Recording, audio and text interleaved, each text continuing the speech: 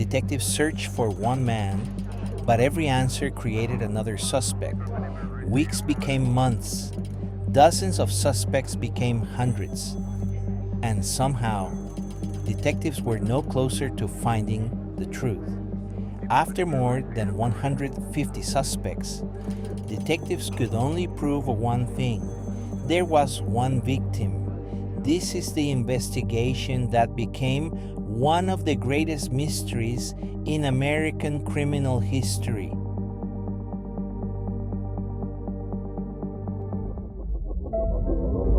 Every year, thousands of young men and women arrived in Hollywood, believing their future was waiting somewhere along these streets. One of them was a young woman who carried the same dream shared by countless others: to build a new life. Her name was Elizabeth Short. She was only 22 years old. Like so many who came before her, she believed anything was possible. She had no way of knowing that history would remember her, not for the dreams she carried, but for a name she never chose: the Black Dahlia.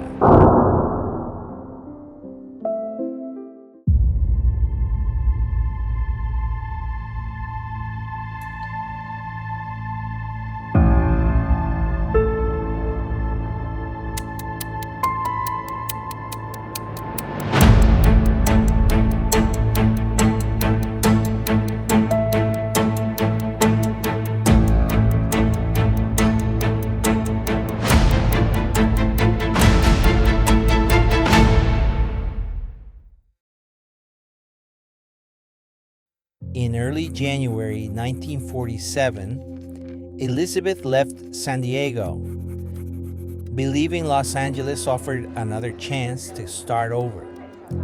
A traveling salesman named Robert Manley offered her a ride to Los Angeles. Robert Manley dropped Elizabeth outside the Biltmore Hotel. She told him she was meeting her sister. Investigators would later discover that wasn't true.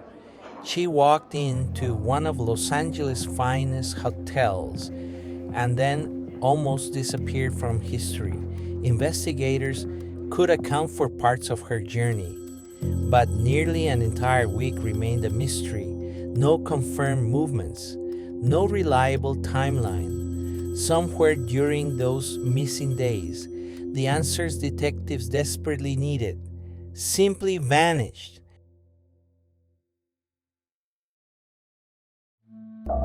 Wednesday, January 15th, 1947. Los Angeles walked to what seemed like another ordinary morning. A young mother named Betty Bersinger was walking with her little daughter, taking what should have been an ordinary morning stroll.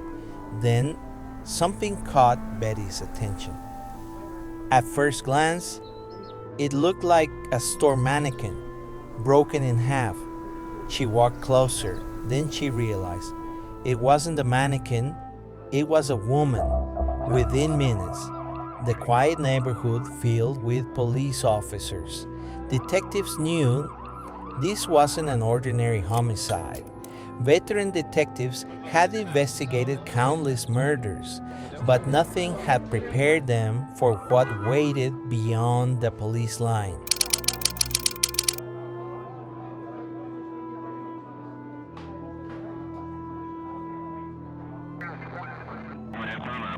Detectives immediately noticed something unusual. This wasn't simply a body left behind.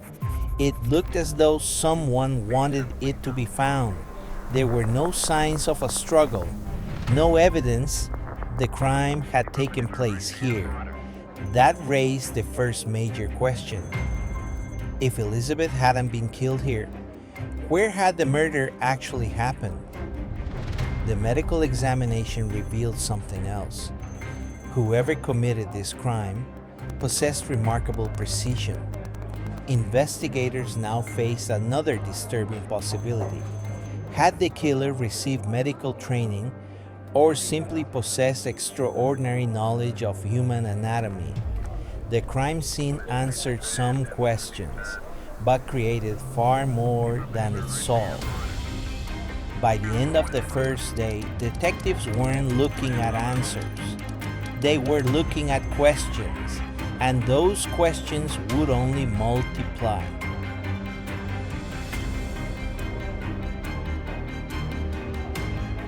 Before detectives could identify a suspect, they first needed to understand the person they were looking for. Every answer created another question, and every question narrowed the type of person detectives believed they were searching for. The precision of the injury suggested experience, but experience didn't necessarily mean a surgeon. It could also mean someone who had learned anatomy through another profession. Detectives explored every possibility: doctors, medical students, military personnel, anyone whose background seemed capable of explaining the evidence.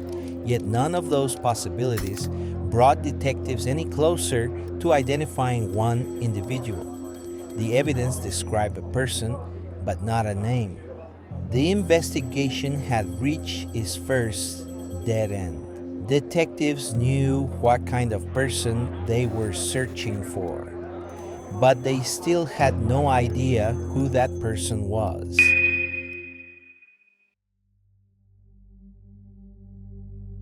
During the first few days, detectives believed patience and careful investigation would reveal the truth. Then the telephone calls began. Witnesses, anonymous tips, people convinced they had seen something important. Every interview seemed to produce another name, another story, another possible suspect. Instead of narrowing, the investigation began expanding. The evidence didn't point toward one suspect, it pointed in several directions at once, and every direction demanded to be investigated. With every passing day, detectives gathered more information, but certainty became harder to find. By now, detectives had accumulated dozens of possible suspects. Yet only one name remained beyond question: Elizabeth Short.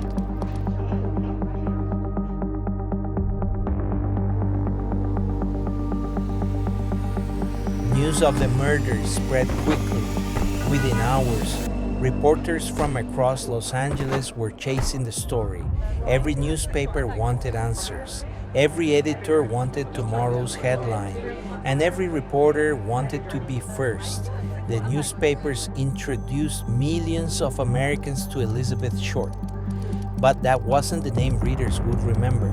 Somewhere inside a newsroom, someone gave Elizabeth a name she never chose. Overnight, Elizabeth became front page news. The entire city began searching for answers. Detectives now faced a new challenge. Every headline created new witnesses, new rumors, and new suspects. Little by little, Elizabeth Short disappeared beneath a nickname. The investigation continued searching for a killer, while the world remembered only the Black Dahlia.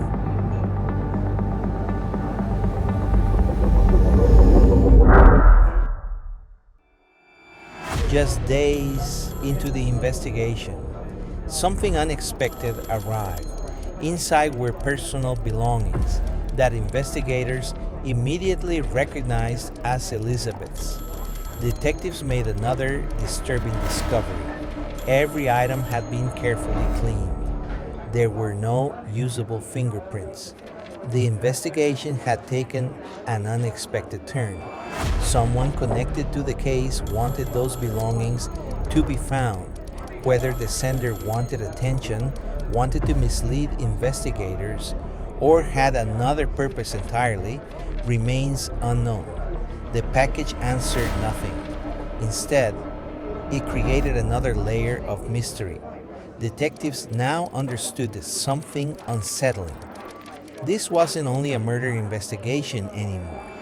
It had become a battle to understand someone who continued to stay one step ahead.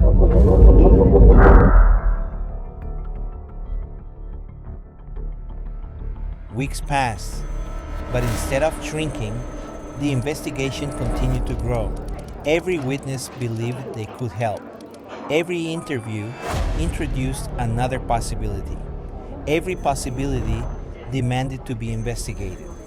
Reports came from every corner of Los Angeles. Some were credible, others proved impossible to verify, but each one had to be considered. Then came the confessions. Some people genuinely believed they were helping. Others appeared to be seeking attention. Every confession consumed valuable time.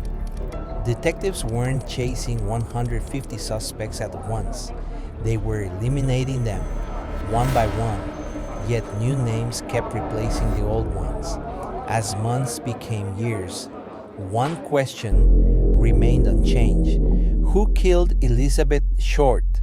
By the time the investigation slowed, more than 150 people had been examined.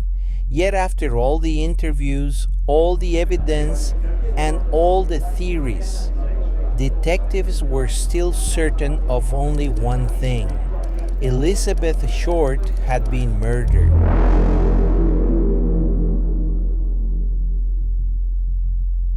Out of hundreds of people investigated, only a handful remained the subject of serious discussion for decades to come. Each promising lead answered some questions, but introduced new contradictions. Some suspects possessed medical knowledge, others knew Elizabeth. Some gave inconsistent statements, yet none could be connected to the crime beyond reasonable doubt. One by one, investigators eliminated the people they believed might hold the answer, but every elimination returned them to the same question. By the end of the investigation, detectives had examined hundreds of possibilities, yet none answered every question. The evidence continued asking. The investigation had reached the end of every road available at the time. The case remained open, but the answers remained out of reach.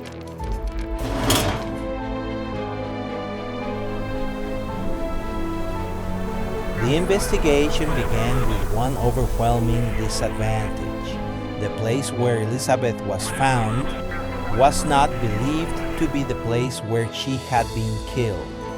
Detectives knew where the body had been left, but they never identified the private room, building, or hidden location where the crime itself had taken place.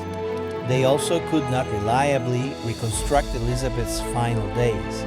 Possible sightings were reported, but conflicting memories could not replace a verified timeline. Investigators collected photographs, fingerprints, personal belongings, letters, and testimony, but none of it produced an identification that could be proved in court. Meanwhile, publicity produced more than useful information. It produced rumors, mistaken sightings, accusations, and people who falsely claimed responsibility. Detectives could suspect someone, they could question him, follow him, examine his history, and compare him with the evidence. But suspicion was not enough. They needed proof. Then time began taking evidence of its own. Memories faded, witnesses disappeared, investigators retired, and people who may have known the truth eventually took it with them. No suspect was ever charged with Elizabeth Short's murder. The case remained open, while certainty moved further beyond reach. After all the files, all the interviews, and all the suspects, the investigation was left with the same truth it had possessed from the beginning. A young woman had lost her life, and no one had been made to answer for it. Hollywood continued moving forward. New dreams arrived every day. New faces appeared beneath the same lights. Before she became a mystery, she was simply Elizabeth, a young woman searching for a future. She dreamed of belonging here. Whether those dreams would have come true, no one can ever know. What was taken from Elizabeth was more than her life. It was every possibility that life still held. We will never know who Elizabeth Short might have become because someone chose to end that story before it had the chance to be written. History remembers the Black Dahlia. We hope you'll remember Elizabeth Short. Thank you for joining us in remembering Elizabeth. Until next time, this has been Midnight Evidence.